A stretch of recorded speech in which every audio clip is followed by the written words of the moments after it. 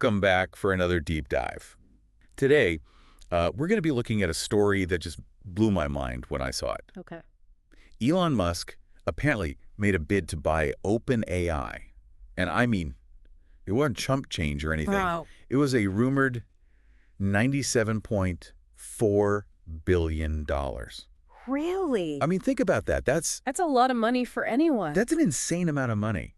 I mean, even for someone like Elon Musk. I mean, that just shows you, like, how important AI is becoming, right? That's a huge signal. Yeah, you're not wrong. I mean, this isn't just about buying a company. This is about, like, controlling this technology that could really change Absolutely. everything. I mean, this is about power and control over something that is poised to, like, reshape our entire world.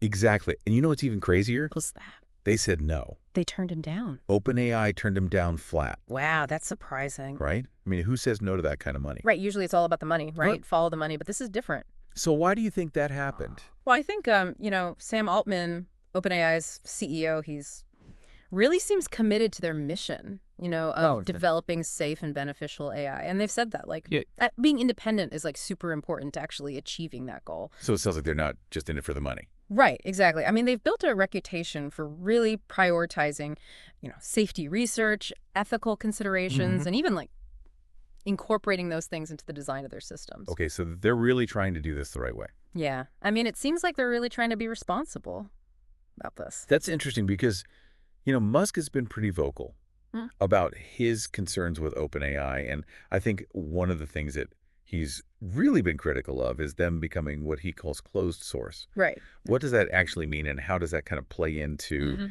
his whole vision for how AI should be developed? Yeah. So when we talk about closed source, we're talking about technology that isn't shared publicly, right? Yeah. So it's proprietary, and OpenAI used to be a lot more open, but lately they've gotten a lot more protective of their code. And their argument is that it helps them control the risks, with AI, which is super powerful. They don't want the wrong people getting their hands on it. Exactly. And, Musk, on the other hand, he thinks we need more transparency. Okay. And that, like, open collaboration is really the key to making sure that AI benefits everyone, and remains safe for humanity. So they have two very different approaches here. Yeah, for sure. And I think some of this tension probably goes back to, their history together. I mean, Musk co-founded OpenAI back in 2015, Oh, wow. I didn't realize it went back that far. but then he left in 2018. So is that like a friendly parting of ways, or was Um, there some drama there? I don't think it was totally amicable. There have been disagreements and, public critiques ever since he left. Musk has said that he's concerned that OpenAI is shifting to a more commercially driven model and that they might start prioritizing. Well, so profits over their original mission. Exactly. And that kind of goes against, his whole philosophy. And then, of course, he's also been very vocal about his anxieties about the dangers of AI. Yeah. If it's not developed responsibly. And I think that really ties into his belief that, a more open approach is the best. Right. It all kind of connects. Way to go. Yeah.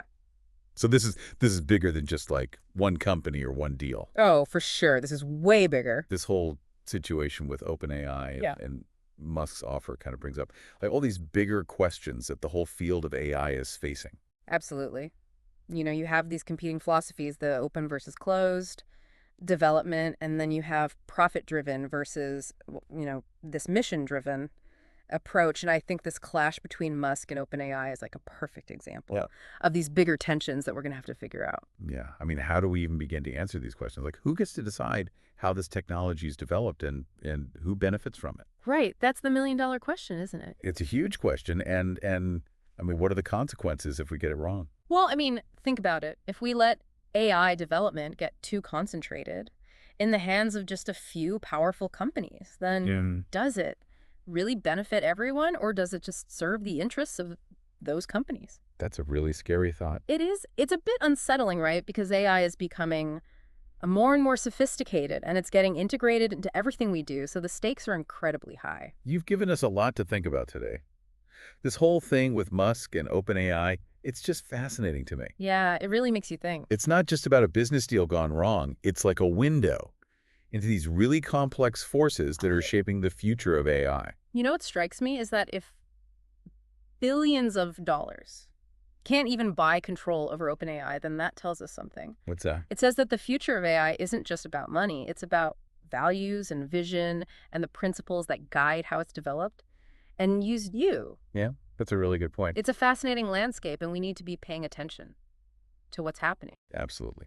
Well, thanks for joining us on this deep dive. We hope you found it insightful, and keep exploring these topics and asking questions. And stay tuned, because we'll be back with more deep dives into the world of tech and innovation. Sounds good.